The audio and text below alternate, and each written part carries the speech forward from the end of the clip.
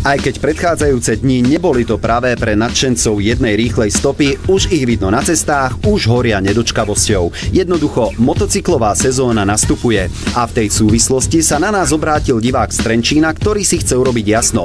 Má či nemá platiť za motorku diaľničné poplatky? Mýto. Samotný motocykel je jednostopým motorovým vozidlom a tieto nemusia mať nálepky na diaľniciach ani na rýchlostných cestách. Iné by to bolo, keby motocykel mal postranný vozík, vtedy už by sa jednalo o dvojstopé motorové vozidlo. Tak už by to malo byť jasné, motorka diaľničné nálepky nepotrebuje, musí ich mať iba vtedy, ak má prívesný vozík. V tom prípade treba platiť tak, ako za osobné vozidlo s hmotnosťou do 3,5 tony. Pretože jazda na motocykli je dnes len sezónna záležitosť, určite si nekupujte celoročnú nálepku. Stačí časovo obmedzená na kratšie obdobie. Lenže majiteľov motocyklov s prívesným vozíkom je u nás len minimum a tak z poplatkov, ktoré od nich za diaľnice vyberieme, istotne nikto nezbohatne.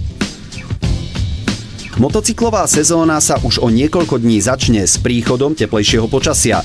Vtedy ich aj častejšie stretneme na diaľnici. Tak pozor, nech sedíme v akomkoľvek aute, rešpektujme ich. Sú nám rovní v právach aj povinnostiach, okrem platenia diaľničnej nálepky.